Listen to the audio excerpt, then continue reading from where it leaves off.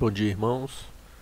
Hoje, dia 1º de fevereiro, vamos ler Lucas 23, de 1 a 25, Gênesis 41 e o Salmo de número 32.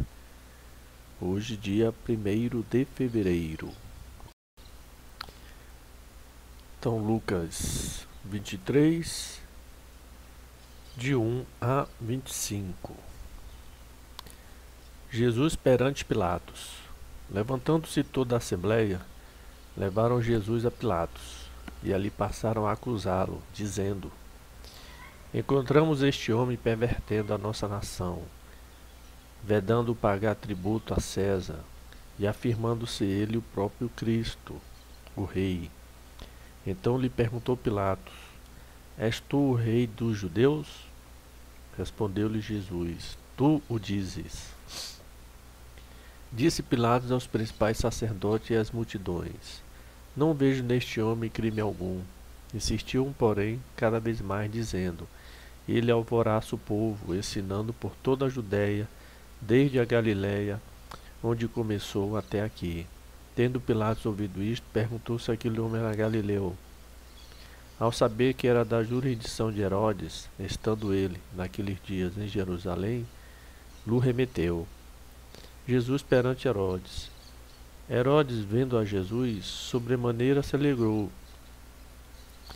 pois havia muito queria vê-lo, por ter ouvido falar a seu respeito. Esperava também vê-lo fazer algum sinal, e de muitos modos o interrogava. Jesus, porém, nada lhe respondia. Os principais sacerdotes e os escribas ali presentes o acusavam com grande veemência.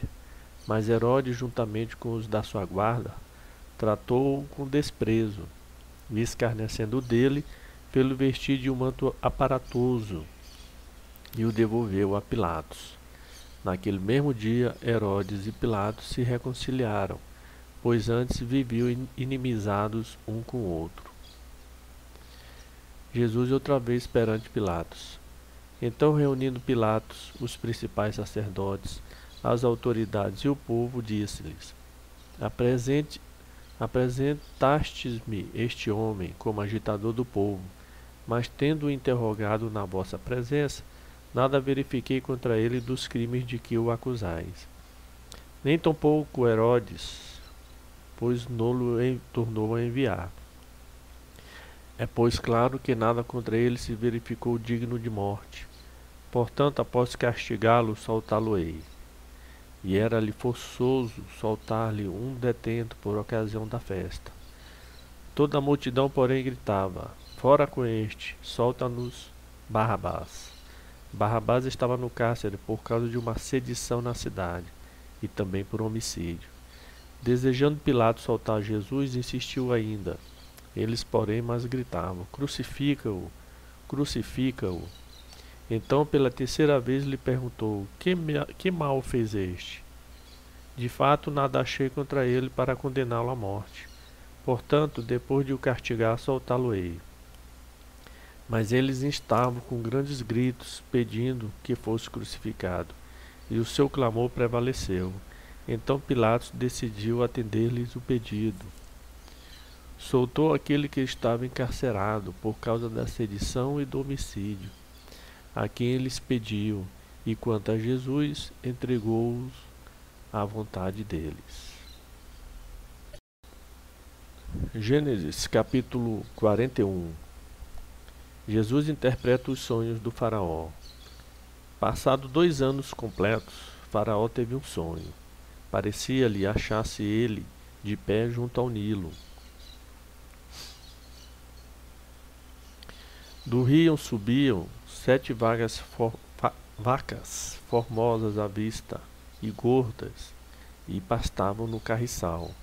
Após elas subiam do rio outras 7 vagas, feias à vista e magras, e pararam junto às primeiras, na margem do rio. As vacas feias à vista e magras comiam as 7 formosas à vista e gordas. Então acordou Faraó. Tornando a dormir, sonhou outra vez.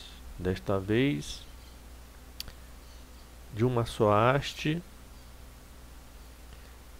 Tornando a dormir, sonhou outra vez. De uma só haste saíam 7 espigas cheias e boas, e após elas nasciam outras 7 mirradas, crestradas do vento oriental.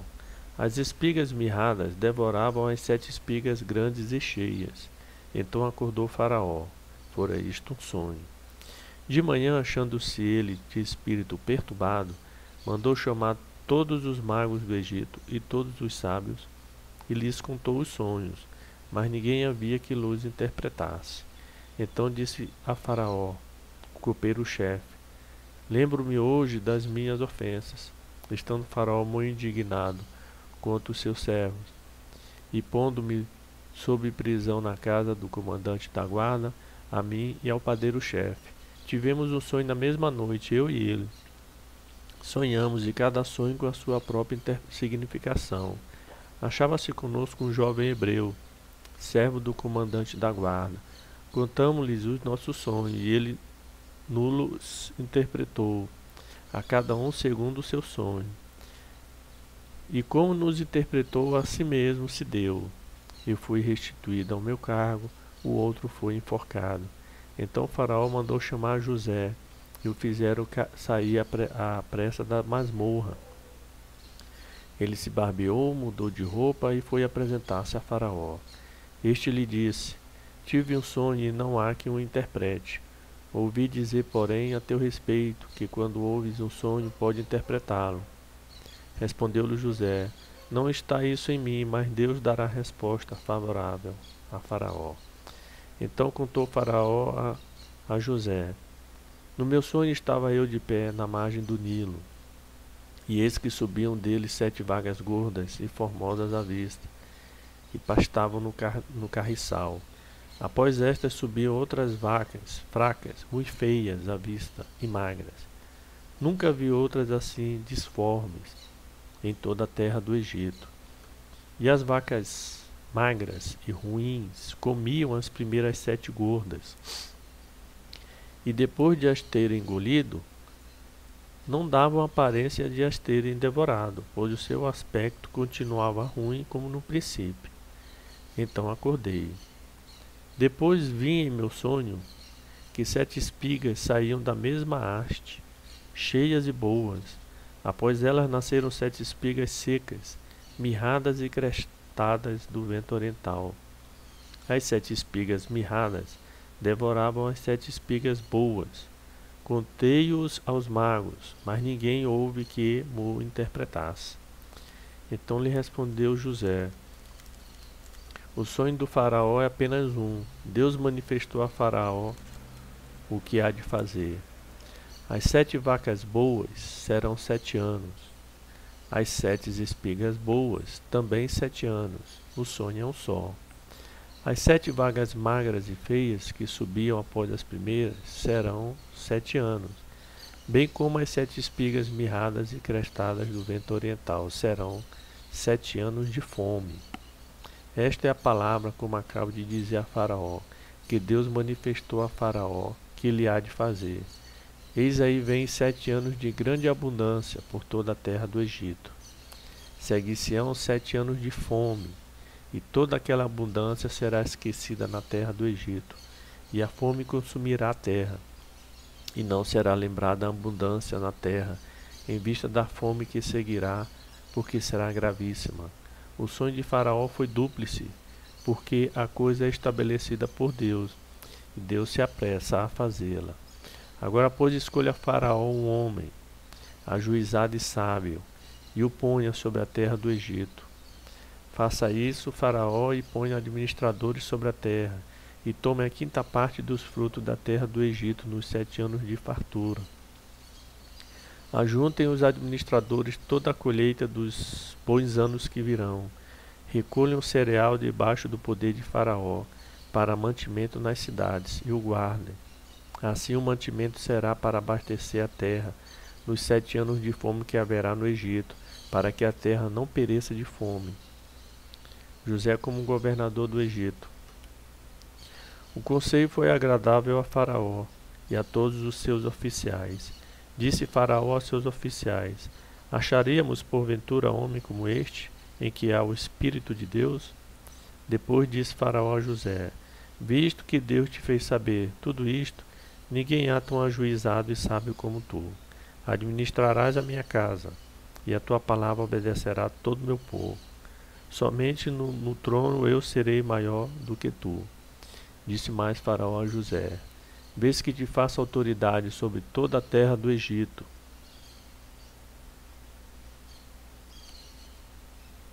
Então tirou Faraó o seu anel de sinete da mão e o pôs na mão de José. Fê-lo vestir roupas de linho fino e lhe pôs ao pescoço um colar de ouro. E fê-lo subir ao seu segundo carro, e clamavam diante dele: Inclinai-vos. Desse modo constituiu sobre toda a terra do Egito. Disse ainda a Faraó a José: Eu sou Faraó, contudo sem a tua ordem ninguém levantará a mão ou pé em toda a terra do Egito. E a José chamou Faraó de Zafenate Paneia, e lhe deu por mulher a Asenate, filha de Potífera, sacerdote de On. E percorreu José toda a terra do Egito. Era José de idade de 30 anos, quando se apresentou a Faraó, rei do Egito, e andou por toda a terra do Egito. Nos 7 anos de fatura a terra produziu abundantemente, e ajuntou José todo o mantimento que houve na terra do Egito durante os 7 anos, e o guardou nas cidades. O mantimento do campo ao redor de cada cidade foi guardado na mesma cidade. Assim ajuntou muitíssimo cereal, como a areia do mar, até perder a conta, porque ia além das medidas. Antes de chegar a fome, nasceram 2 filhos a José, os quais lhe deu Asenate, filha de Potífera, sacerdote de On. José, o primogênito, chamou de Manassés, pois disse: Deus me fez esquecer de todos os meus trabalhos e de toda a casa de meu pai. Ao segundo chamou-lhe Efraim, pois disse: Deus me fez próspero na terra da minha aflição. Passados 7 anos de abundância que houve na terra do Egito, começaram a vir os 7 anos de fome, como José havia predito. E havia fome em toda a terra, mas em toda a terra do Egito havia pão. Sentindo toda a terra do Egito a fome, chamou o povo a Faraó por pão, clamou o povo a Faraó por pão. E Faraó dizia a todos os egípcios: Ide a José, o que ele vos disser, fazei. Havendo, pois, fome sobre toda a terra, abriu José todos os celeiros e vendia aos egípcios, porque a fome prevaleceu na terra do Egito. E todas as terras vinham ao Egito para comprar de José, porque a fome prevaleceu em todo o mundo. Salmo 32. A bem-aventurança de quem recebe o perdão. Bem-aventurado aquele cuja iniquidade é perdoada, cujo pecado é coberto. Bem-aventurado o homem a quem o Senhor não atribui iniquidade, e em cujo espírito não há dolo. Enquanto calei os meus pecados, envelheceram os meus ossos, pelos meus constantes gemidos todo dia. Porque a tua mão pesava dia e noite sobre mim, e o meu vigor se tornou em sequidão de estio. Confessei-te o meu pecado e a minha iniquidade não mais ocultei. Disse: confessarei ao Senhor as minhas transgressões, e tu perdoaste a iniquidade do meu pecado. Sendo assim, todo homem piedoso te fará súplicas, em tempo de poder encontrar-se. Com efeito, quando transbordarem muitas águas, não atingirão. Tu és o meu esconderijo, tu me preservas da tribulação, e me cercas de alegres cantos de livramento. Instruir-te-ei e te ensinarei o caminho que deves seguir, e sob as minhas vistas te darei conselho. Não sejais como o cavalo ou a mula sem entendimento, os quais com freios e cabrestos são dominados. De outra sorte não te obedece. Muito sofrimento terá de curtir o ímpio, mas o que confia no Senhor, a misericórdia o assistirá. Alegrai-vos no Senhor, e regozijai-vos, ó justos, exultai vós todos que sois retos de coração.